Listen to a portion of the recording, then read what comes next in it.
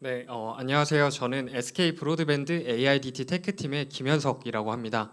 지금부터 LLM의 도메인을 적용하는 방법 중에 페프트 그리고 레그 기법에 대해서 저희가 POC를 진행하면서 얻었던 경험들을 공유드리도록 하겠습니다.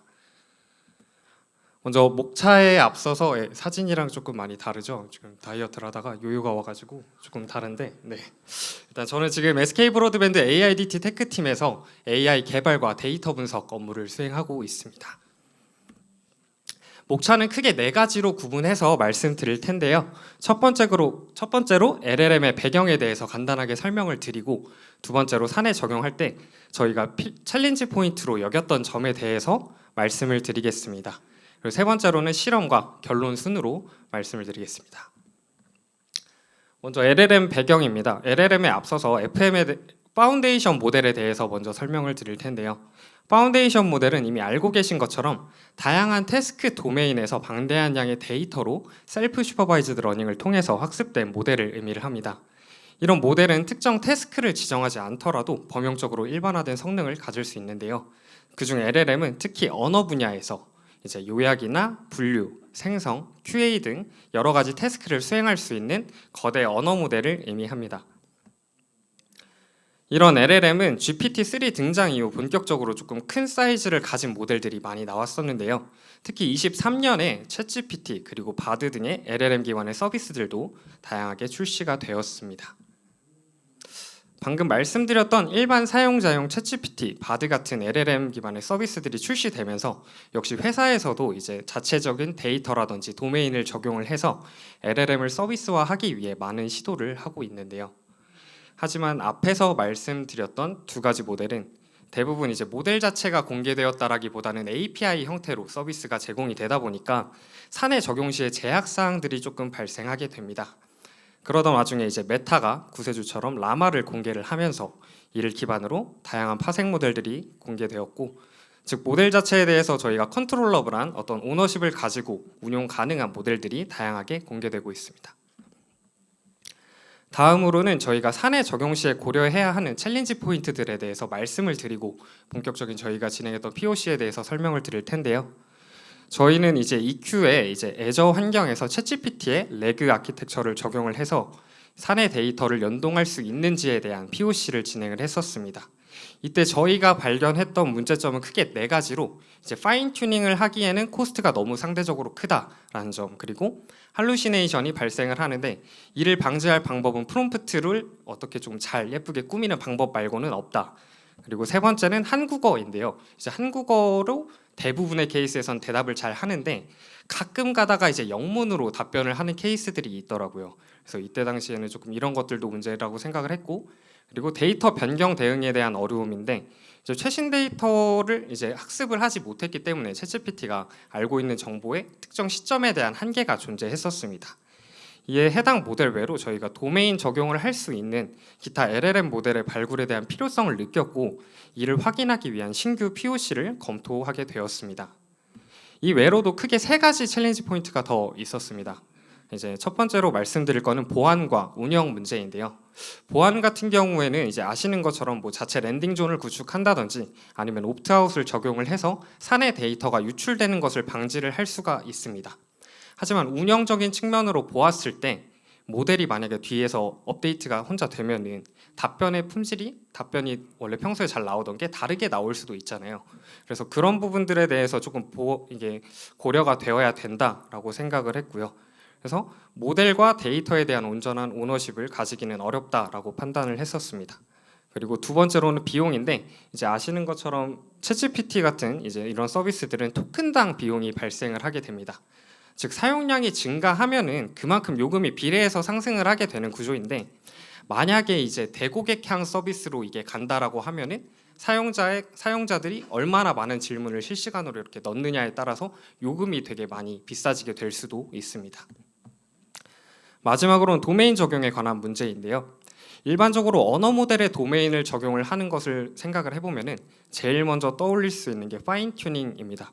이제 왼쪽에 보시는 것처럼 일반적인 파인 튜닝 방법별 성능이라고 제가 이제 간단하게 그림을 넣었는데, 해당 그래프에서 보실 거는 이제 전체적인 모델의 업데이트를 했을 때 시간이 가장 많이 들긴 하지만 성능이 가장 높기도 하다라는 것을 의미를 하는데요.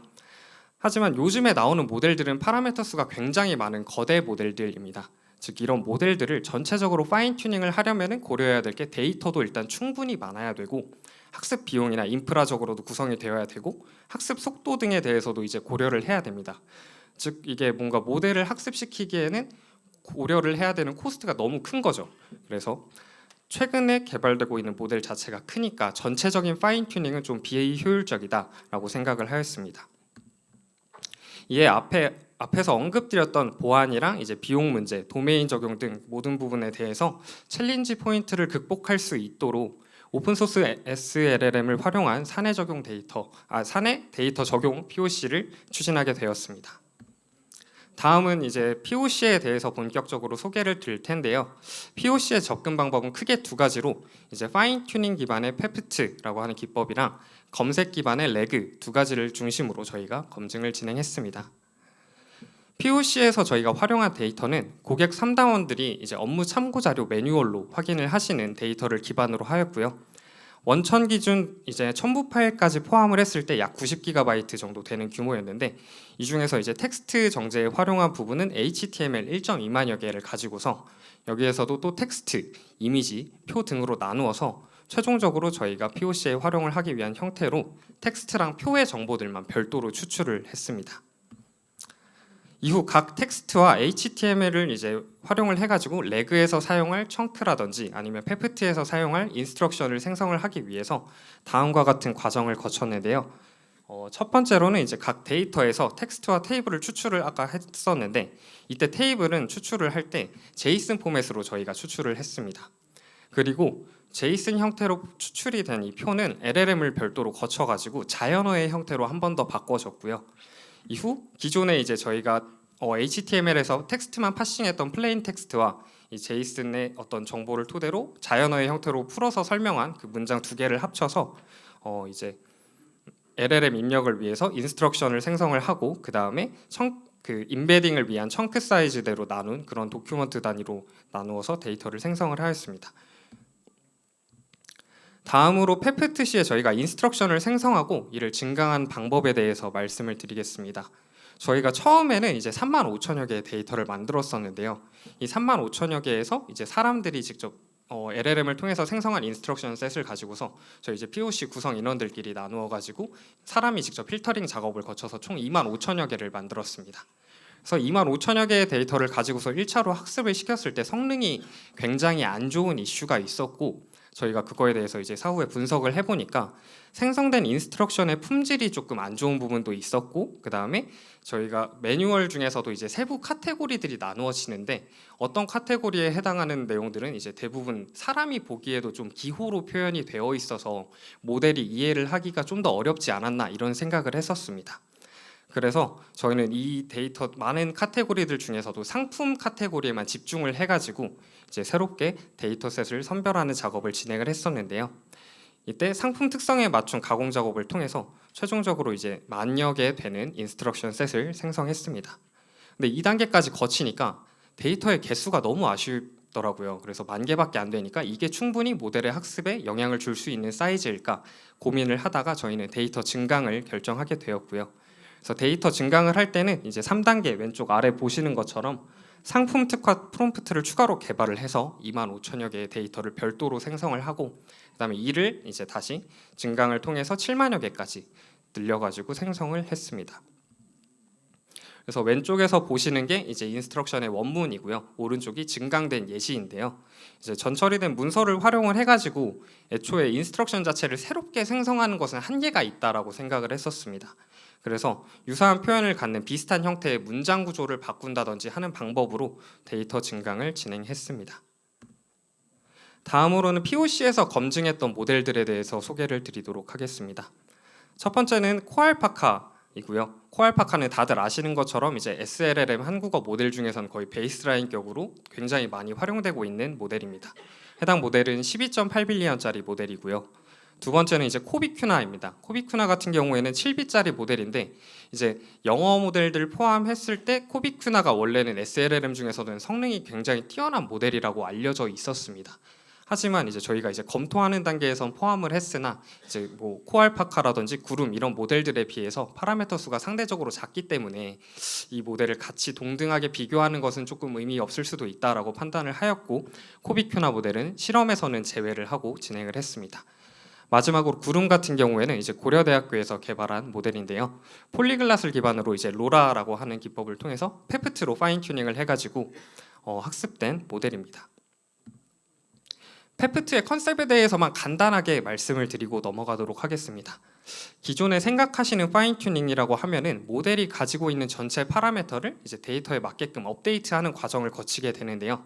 이럴 경우 앞에서 말씀드린 것처럼 파라미터 수가 굉장히 많아지면은 이제 코스트가 많이 들잖아요. 그래서 전체 파라미터를 갱신하는 것이 아니라 모델의 진짜 일부 파라미터만 갱신을 하면서도 학습된 효과를 충분히 누릴 수 있게끔 하는 그런 기법이라고 생각을 해주시면 될 것 같습니다. 페프트 POC의 진행 방법은 크게 3단계로 구성이 되는데요. 첫 번째는 학습 데이터 구축 단계입니다. 앞에서 말씀드린 것처럼 저희가 원천으로 들고 있는 문서를 학습시키기에 용이한 형태로 가공을 해서 최종적으로 인스트럭션 셋 형태로 만들어주는 작업을 말하고요. 두 번째로는 이제 모델을 학습을 하고 이를 배포하는 단계입니다. 세 번째로는 이제 모델 평가인데요. 이제 학습이 들어가다 보니까 어쨌든 정량적인 평가를 해야 되잖아요. 그래서 저희는 일단 로스를 기준으로 해당 모델이 얼마나 수렴을 했는지 이 부분에 대해서 이제 체크를 하고 그 다음에 이제 POC 진행했던 인원들이 이제 정성적으로 모델의 답변이 얼마나 정확하고 표현이 얼마나 풍부한지 이런 것들에 대해서 완결성, 정확도 이런 지표들을 가지고서 비교를 했었습니다. 페프트 모델의 장점이라고 하면은 이제 아무래도 도메인 데이터를 직접 학습을 하다 보니까 별도의 프롬프트 엔지니어링 작업이 필요 없고 도메인 특화에 조금 강건하다라는 특징이 있고 그다음에 약점으로는 이제 최신 데이터를 유지를 하려면은 아무래도 모델을 재학습해야 되다 보니까 이 부분이 조금 한계라고 생각이 됩니다. 다음은 레그에 대해서 간단하게 또 말씀을 드리겠습니다. 왼쪽에 이제 유저라고 되어 있는 이 그림을 보시면은 이제 레그가 어떻게 동작을 하는지 간단하게 말씀을 드리면은 일단 사용자가 질문을 하게 되고 그럼 이 질문이 이제 벡터의 형태로 임베딩이 됩니다. 그래서 기존에 사전에 저희가 이제 청크 단위로 나누어서 임베딩을 해가지고 벡터 DB를 별도로 구축을 해놓은 다음에 그 안에서 이제 컨텍스트 서치라든지 시밀러리티 서치 등을 통해 가지고 해당 질문과 가장 유사한 정보들의 도큐먼트 몇 건을 가져옵니다. 그리고 오른쪽 그림처럼 기본 프롬프트에다가 이제 저희가 질문으로부터 찾은 유사한 도큐먼트 정보 그리고 그다음에 질문 이렇게 세 가지를 통합을 해서 제일 끝쪽에 있는 이제 쿼리라고 되어 있는 부분이 있잖아요. 이런 형태로 모델에 입력을 해서 답변을 가져오는 그런 방법입니다. 레그의 POC 진행 방법도 똑같이 크게 세 단계로 구분을 할 수 있는데 첫 번째 이제 지식 DB 구축 과정입니다.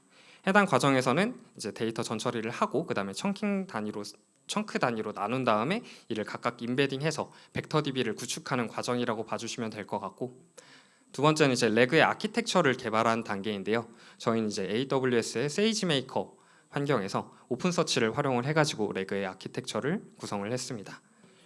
여기서 모델 평가 같은 경우에는 별도의 학습 과정이 없다 보니까 별 로스 값이라든지 이런 것들이 나오지는 않고 그냥 완결성이랑 정확도 앞에 페프트 모델과 동일한 지표를 기준으로 모델의 평가를 진행했습니다. 레그 모델의 강점이라고 하면은 최신 데이터 적용이 아무래도 용이하다라는 점 그리고 약점이라고 하면은 프롬프트의 의존도가 조금 더 높아서 프롬프트 엔지니어링이 필수적으로 필요하다라는 점이 단점으로 꼽을 수 있을 것 같습니다. 이제 다시 또 페프트로 넘어와서 이제 페프트의 베이스라인 모델을 이제 선정을 해가지고 실험을 이제 비교하면서 진행하기 위해서 모델별 비교 그리고 에폭 테스트 두 가지를 진행을 했습니다. 모델별 비교에서는 이제 구름 모델이 코알파카 모델보다 조금 더 잘 수렴하는 경향을 보여가지고 저희는 구름 모델을 베이스로 선정을 했고요. 다음으로 에폭 테스트를 할 때는 일반적으로 LLM 모델을 파인 튜닝 한다라고 하면은 에폭을 보통 3에폭을 많이들 이제 사용을 하시게 됩니다. 근데 저는 이제 이거 실험을 할 때 혹시 얘가 오버피팅이 되면 할루시네이션이 사라지나? 이런 생각을 조금 해보았고 당연히 아니었습니다. 네, 그래서 3회폭부터 10회폭까지 골고루 학습을 시켜보면서 답변이 어떤 식으로 변하는지 체크를 해봤는데 역시 이제 오버피팅된 모델보다는 그래도 3회폭에서 5회폭 정도 모델을 우선적으로 활용을 해야 되겠다라고 판단을 했었습니다. 그리고 데이터 증강 관련해서도 데이터 수가 많아지면 진짜 이게 정답이 달라지나라는 것을 검증을 하기 위해서 테스트를 했었는데요. 이제 기본 10K짜리 데이터셋을 기준으로 랜덤 샘플링을 통해서 이렇게 다음과 같이 1000개, 2500개, 5000개, 10,000개 4개의 데이터셋을 추가로 생성을 했습니다. 그리고 이제 25K짜리 25,000여 개짜리 데이터를 또 다시 또 새롭게 생성을 한 다음에 이 두 개를 합쳐가지고 35K짜리 데이터셋을 만들었고요. 그리고 25K짜리를 이제 증강을 통해서 70K까지 만들어서 총 7가지의 데이터셋으로 구성을 해가지고 실험을 진행을 했습니다. 실험 결과에 대해서 말씀을 드리면은 이제 당연한 결과일 수도 있긴 한데 데이터셋이 확실히 많아질수록 모델이 좀 더 빠르고 잘 수렴하는 것을 확인을 할 수 있었습니다. 하지만 이제 생성 모델의 특성상 로스가 무조건 낮게 나온다고 해서 이 답변의 품질이 진짜 뛰어나게 좋아지느냐, 이거는 솔직히 무조건 맞고 무조건 틀린 그런 문제가 아니다 보니까 이제 실제 답변에 대해서 검증을 진행을 했고요. 여기에서 이제 실험 평가 방법에 대해서 뒤에서 조금 더 자세하게 말씀을 드리고 일단 경향성만 봐주시면 좋을 것 같습니다. 그래서 데이터셋이 적을 때보다 많아질수록 확실히 무언가 질문을 던졌을 때 정답을 이야기하는 비중이 좀 많아졌고요. 그리고 또 한 가지 확인하실 수 있는 게 이제 지금 보시면 10K짜리 모델의 답변보다 이제 뒤에 증강으로 생성된 데이터들로 학습된 모델들의 답변 길이가 훨씬 짧은 것을 보실 수 있습니다. 이거와 관련해 가지고 저희가 이제 한번 데이터셋을 확인을 해봤더니 실제로도 이제 베이스라인으로 잡았던 저희가 10K짜리 데이터셋보다는 증강된 데이터들의 분포가 훨씬 더 짧은 것을 확인을 할 수가 있었습니다. 앞에서 제가 한 가지 말씀을 안 드려가지고 지금 보시면은 아래쪽에 10K 5회폭, 70K 1회폭이 있었는데 이제 저희가 70K 3회폭 모델을 기준으로 이제 테스트를 하다가 이게 조금 가끔 가다가는 막 좀 오버피팅이 된 것처럼 이상한 답변을 하는 케이스들이 있어가지고 학습을 조금 덜 시켜가지고 활용을 해보자라고 해서 1회폭만 테스트를 또 추가로 진행을 했었습니다. 이렇게 페페트 모델을 단독으로 사용을 할 때 문제점이 발견이 되었었습니다. 이제 만약에 저희가 상품 데이터와 관련돼서 새로운 상품이 추가가 된다라고 하면은 이거를 모델에 반영을 하려면은 모델을 다시 학습을 해야 된다라는 점이었습니다. 상품이 뭐 만약에 뭐 1단위 주 단위로 이렇게 아무 때나 이렇게 막 들어오게 되면은 그때마다 저희가 모든 걸 학습을 할 수는 없으니까 이 부분이 조금 큰 문제라고 생각을 했고, 두 번째는 상품의 이 내용이 일부가 수정이 되었을 때 저희가 사용하던 모델의 추가 데이터로 다시 재학습을 한다라고 해도 기존에 학습된 내용들이 이제 잊혀지는 게 아니라 섞여가지고 또 새로운 답이 나올 수도 있다라는 점입니다. 그리고 마지막으로는 저희가 이제 POC 진행 목적이 이제 상담사분들께서 업무에 활용을 하시는 거였는데 이때는 이제 레그 같은 경우에는 원문이라든지 첨부 파일들을 같이 인덱스로 물어와서 같이 답변을 줄 수가 있잖아요. 근데 페페트만 단독으로 사용할 때는 이 부분이 불가능하다라고 생각을 했습니다. 그래서 저희는 이제 아래쪽에 써 있는 것처럼 레그와의 결합을 이제 검토를 하게 되었고요. 그래서 이 두 가지를 결합을 하게 되면은 이제 각각의 장단점을 조합을 해가지고 강점을 부각할 수 있다라고 판단을 했었습니다. 그래서 레그에서는 최신 데이터 적용이 조금 비교적 수월하다는 점, 그리고 외부 첨부 자료를 연결 가능한 점, 그리고 도메인 특성을 반영한 파인 튜닝을 결합을 하면은 답변 자체의 품질도 좀 좋아지지 않을까라고 생각을 했고요. 그래서 다음과 같은 아키텍처로 이제 저희 도메인에 특화된 모델로 이제 자체 호스팅을 해가지고 성능이랑 가용성이 개선된 AWS 내 환경에서의 아키텍처를 구성을 해서 실험을 진행했습니다. 다음은 이제 평가 방법인데요. 평가 같은 경우에는 저희가 이제 정성적으로 이제 POC 참여 인원들이 직접 다 참여를 해가지고 이제 어느 답변이 더 적합한지에 대해서 평가를 진행을 했었습니다. 이때 그 카테고리로 보면은 프로세스에 대한 설명, 기능 내용 설명, 뭐 상품의 추천, 조건 탐색, 비교 이렇게 크게 5가지 카테고리로 이제 질문들을 저희가 직접 생성을 했고요. 여기서 질문의 표현법은 단답형도 있고 간결한 문장형도 있고 일반 문장형으로 해가지고 다양하게 준비를 해서 총 50개의 데이터를 이제 저희가 구축을 했습니다. 근데 정확도 및 상세한 평가 같은 경우에는 정답이고 문장 구조가 좀 괜찮다 하면은 각 2점을, 일부 미흡하거나 조금 부족하면 1점, 그리고 오답이고 이상한 구조로 답변을 하면은 0점을 매겨가지고 평가를 수행을 했습니다. 다음 화면은 저희가 이제 평가 때 사용했던 화면의 예시이고요. 이제 실험 결과에 대해서 말씀을 드리도록 하겠습니다. 지금 왼쪽 보시는 쪽에서 오른쪽 베이스 구름이라고 써 있는 부분이 이제 저희가 파인 튜닝을 거치지 않고 기존에 그냥 프리트레인된 그 배포되어 있는 베이스 구름 모델에다가 레그 아키텍처를 결합을 했을 때의 성능입니다. 보시면은 이제 첫 번째로는 이제 도메인 적용을 했을 때 베이스 구름에 레그 아키텍처를 적용한 것보다는 성능이 훨씬 향상되는 것을 확인할 수 있었다라는 것이고요. 그리고 두 번째로 지금 그래프상에서 지금 이제 주황 색깔이 이제 페프트랑 레그를 결합을 했을 때, 그러니까 레그 아키텍처에서 답변을 생성하는 모델을 저희가 파인 튜닝 한 걸 가져다 썼을 때의 성능인데, 지금 그냥 단순히 페프트 모델만 사용을 했을 때보다는 훨씬 성능이 전반적으로 향상이 되는 것을 보실 수 있습니다. 두 번째로는 이제 일부 모델들에 대해서는 이제 오버피팅이 발생이 했는지 아니면은 조금 레그에서 제공하는 그런 도큐먼트 정보를 잘 활용하지 못하는 것을 확인을 했습니다. 하지만 대부분의 케이스에서는 방금 말씀드린 것처럼 페프트 모델을 레그 아키텍처에 결합해서 사용을 했을 때 확실히 전반적으로 모델의 성능이 향상이 되는 것을 확인을 할 수가 있었습니다. 다음으로 이제 실험 결과 두 번째인데요. 저희가 앞에서 평가 데이터셋 50개를 만들 때 카테고리별로 구분을 해서 생성을 했다라고 했잖아요. 그래서 카테고리별로 모델 어떤 카테고리가 조금 더 정답을 많이 맞추는지 이거에 대해서도 추가로 확인을 해봤었는데요. 기능 내용이랑 조건 설명 등 이제 단순하게 무언가 문의를 했을 때 그거에 대해 설명을 쭉 풀어서 나오는 것들은 그래도 어느 정도 평균 이상의 성능을 확인할 수 있었는데요. 프로세스나 뭐 추천이라든지 뭐 두 가지 비교 이런 것처럼 뭔가 논리적인 요소가 들어간 부분들에 대해서는 눈에 띄게 성능이 낮은 것을 저희가 볼 수 있었습니다. 그래서 이제 원인에 대해서 또 분석을 해 보았는데, 이제 저희가 학습하기 전에, 그러니까 베이스 구름이 지금 허깅 페이스 안에 올라와 있는데 허깅 페이스 상에 올라가 있는 구름이 프리트레인 되는 단계에서 이제 학습됐던 데이터들에서 조금 내용을 찾아보았고, 그래서 뭐 과정이라든지 비교 이런 단순 설명에 대한 데이터들이 죄송합니다. 네, 과정과 비교에 대한 데이터들이 무언가를 설명하는 데이터보다 확실히 비중이 좀 적더라고요. 그래서 무언가 이러한 특정 카테고리에 해당하는 성능을 올리려면은 해당하는 데이터셋의 위주로 조금 더 데이터를 보완을 해서 학습을 하게 되거나 하면은 조금 성능이 증가하지 않을까라고 생각을 했었습니다. 마지막으로 결론입니다. 저희는 당장의 어떤 사내 서비스에 이제 적용을 하기에는 지금 당장의 성능은 조금 아쉽지만 그래도 지금 SLLM 모델과 레그 아키텍처를 결합을 해가지고 어떻게 하면은 얘가 조금 더 성능이 향상될 수 있겠구나, 이런 부분들에 대해서 알 수 있는 POC 결과였다라고 생각합니다.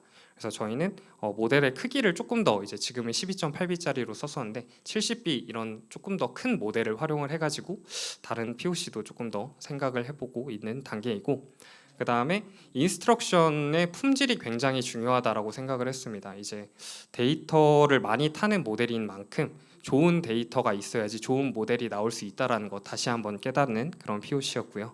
네. 그리고 이제 레그의 아키텍처에서도 이제 프롬프트를 보강한다든지 아니면은 임베딩 모델에서 이제 나오는 결과물이랑 질문에 대한 검색 알고리즘을 보완을 한다든지 하는 방법으로 이제 추후에 조금 더 개선할 예정입니다. 네, 시간이 너무 많이 지나가서 이상으로 발표를 마치도록 하겠습니다. 감사합니다.